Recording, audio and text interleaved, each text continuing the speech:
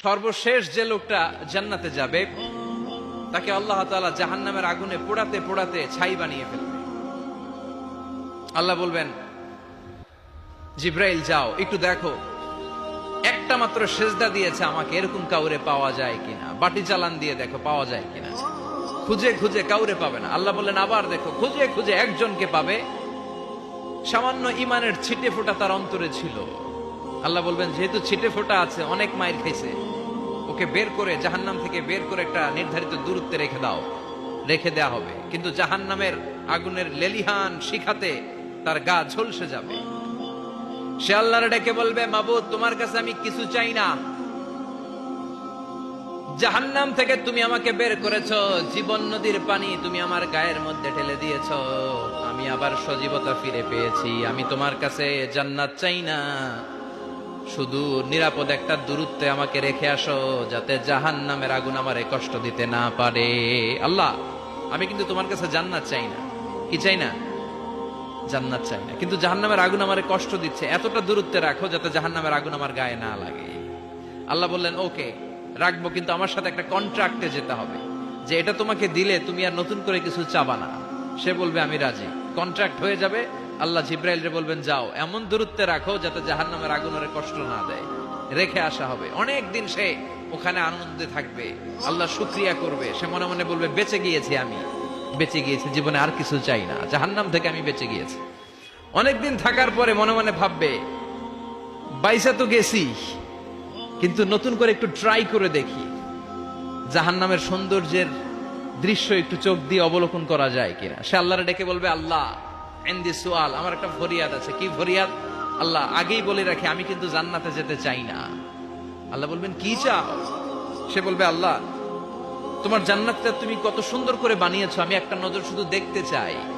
জান্নাতের দরজার সামনে নিয়ে যদি আমারে বসিয়ে রাখো, দ্যাটস ইনাফ, আর কিছু চাই না, শুধু জান্নাতের দরজার সামনে। আল্লাহ বললেন, তুই না ওয়াদা করেছিস, তুই না চুক্তি করেছিস। সে বলবে, আল্লাহ আমারে হতভাগা বানাইয়া তোমার কি লাভ? সুবহানাল্লাহ পড়েন। আমারে তুমি হতভাগা বানিও না। আল্লাহ বলে, ঠিক আছে, আবার সিগনেচার কর যে জান্নাতের দরজার সামনে বসিয়ে দিলে আর কিছু চাবি না। সে সিগনেচার করে বলে, আমি চাবো না। আল্লাহ বললেন, জিব্রাইল বেচারারে ধরে জান্নাতের গেটের সামনে বসায় দে। এবার জান্নাতের গেটের সামনে বসে বসে জান্নাতের সৌন্দর্য দেখা শুরু করবে। সুবহানাল্লাহ। এমন সৌন্দর্য যেটা চোখ দিয়ে কেউ দেখে নাই, কান দিয়ে শুনে নাই। ওই সৌন্দর্য চোখে দেখে, কান দিয়ে আওয়াজ শুনে মাগার ভোগ করতে পারে না। অন্তরে জ্বালা আছে না নাই? এয়ার কন্ডিশনের রুমে ঢুকতে না পারলেও, এয়ার কন্ডিশনের রুমের দরজার বাইরে দাঁড়ালো, এয়ার কন্ডিশনের রুমের একটা ঠান্ডা বাতাস গায়ে লাগে না?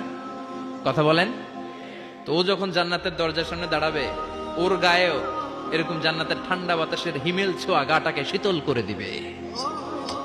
ওই শীতল হয়ে যাওয়ার পরে আর তো সহ্য হবে না, আবার আল্লাহরে ডাকবে। মনে মনে ভাববে, আর একটু ট্রাই করি না, দোষ কি, আস্তে আস্তে অনেক দূর তো আগাইছি। সুবহানাল্লাহ কইবেন না?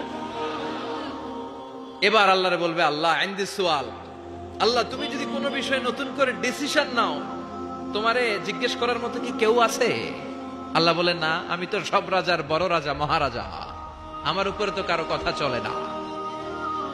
ওই হতভাগা লোকটা বলবে, আল্লাহ এত সুন্দর জান্নাত তুমি বানালাম, চোখ দিয়ে সৌন্দর্য দেখি, কান দিয়ে আওয়াজগুলো শুনি, হুর আর গেলমান হেঁটে বেড়ায়, এত সুন্দর জান্নাত চোখ দিয়ে দেখি, ঢুকতে পারি না, আমারে কষ্ট দিয়ে তোমার কি লাভ?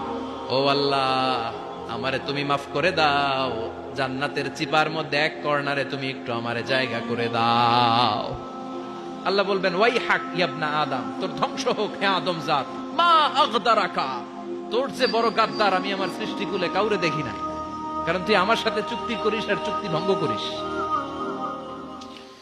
আল্লাহর রহমতের দরিয়ায় তখন জোশ খেলে যাবে, ওর আকুতি মিনতি চাহনি আল্লাহর রহমতের দরিয়ার মধ্যে জোশ লাগিয়ে দিবে।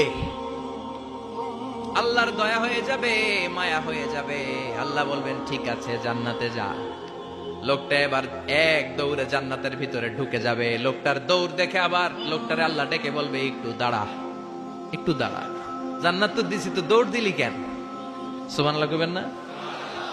লোকটি বলবে, আল্লাহ প্ল্যান তো আমি কম করি নাই, এত চেষ্টার ফলে আমি আসতে পারছি, আবার যদি তুমি বাইর করে দাও, এই জন্য এক দৌড়ে এমন চিপার মধ্যে লুকামো যাতে তুমি আমার না দেখো।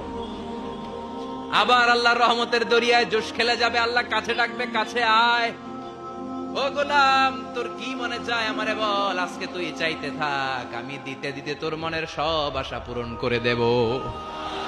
লোকটা খুশি হয়ে বলবে, আল্লাহ আমারে এটা দাও, বাড়ি দাও, গাড়ি দাও, নারী দাও, এটা দাও, ওটা দাও, একের পর এক চাইতে থাকবে, আল্লাহ সব তারে দিতে থাকবে। চাইতে চাইতে লোকটার সব চাওয়া যখন শেষ, সে বলবে, আল্লাহ আর আমার চাওয়ার কিছু নাই। আল্লাহ বলেন, নো, এত তাড়াতাড়ি যে তুমি খেলা শেষ করতে পারবা না মনু, আমার সাথে তোমার এই খেলা আরো লম্বা সময় চলতে হবে, তোমার অনেক কিছু চাইতে হবে। তুই আজকে চাইতে চাইতে তোর সব চাও আমার কাছে বলবি, আর আমি দিতে দিতে তোর জীবন ধন্য করে দেব। সে আবার চাইতে শুরু করবে, আল্লাহ এটা দাও, ওটা দাও, ওটা দাও, আল্লাহ দিতে দিতে সব দিবে। এরপরে বলবে, আল্লাহ মাফও চাই, দোয়াও চাই, আর চাওয়ার কিছু নাই। আল্লাহ বলবেন, তাই ঠিক আছে, তোরে আমি জান্নাতে ঢুকাই দিলাম, তবে মনে রাখিস তোর জান্নাতটা হবে সবচেয়ে ছোট জান্নাত, আর তোর জান্নাতটা হবে এই পৃথিবীর 10 গুণ। চিল্লা এখন সুবহানাল্লাহ। বুখারীর বর্ণনা, আখিরু মান দাখালাল জান্নাহ, যে লোকটা সর্বশেষ অনেক মাইর খাইয়া রিমান্ডে থাকার পরে জান্নাতে ঢুকবে, তার জান্নাতটা যদি পৃথিবীর 10 গুণ হয়, তাহলে আমাদের সবাইরে ফেরদাউসে ঢুকাতে আল্লাহর কোনো সমস্যা আছে? চিল্লায় বলেন, সমস্যা আছে?